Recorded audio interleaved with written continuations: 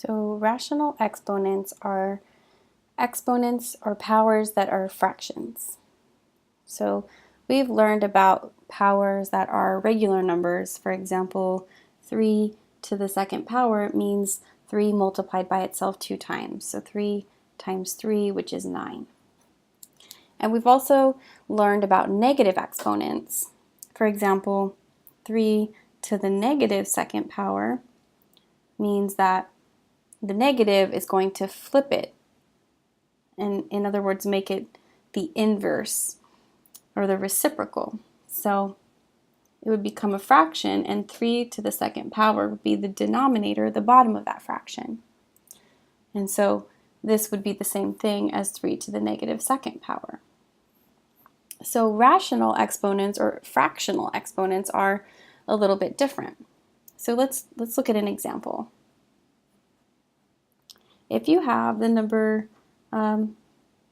16 and you take the square root of 16, the square root of 16 is basically asking what number multiplied by itself can make 16. Well, if you know your multiplication tables, then you know that that number would be either positive or negative 4.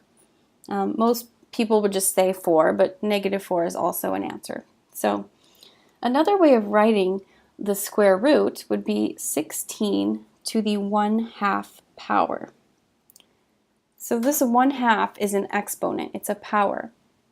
And this is the same exact thing as writing this. They're equivalent expressions. And we do this because it's just another way of writing roots. There's also something called the cube root. So the cube root of 27 is really saying what number times itself 3 times equals 27.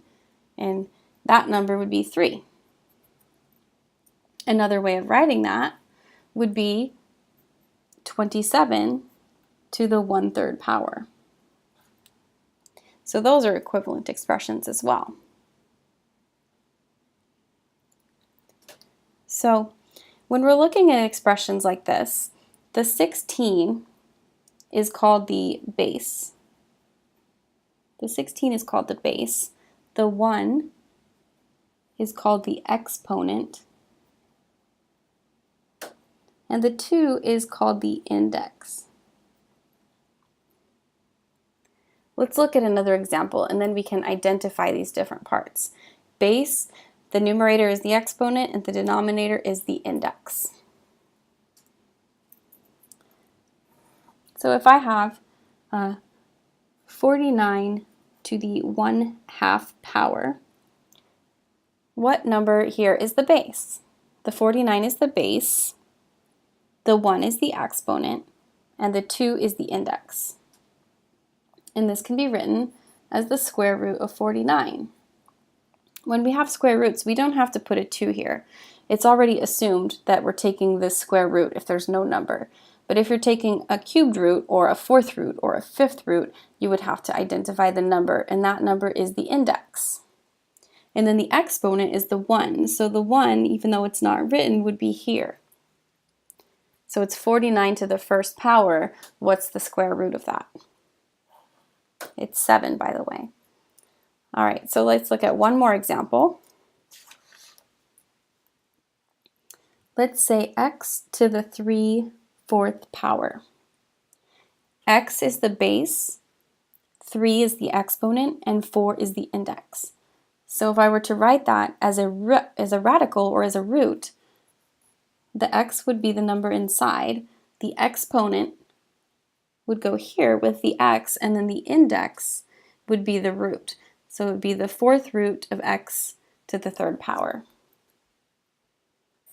One more example, if we have y to the 3/6 power, we could first reduce that because this is a fraction. Like any fraction, we could simplify it. So we could say it's y to the 1/2 power, and that would be just the square root of y. And again, the 1 here is invisible and the 2 here is invisible, but it's assumed that, you know, if something does not have an exponent, the exponent is 1, and if a radical does not have a number, we know it's talking about the square root. So that's about it.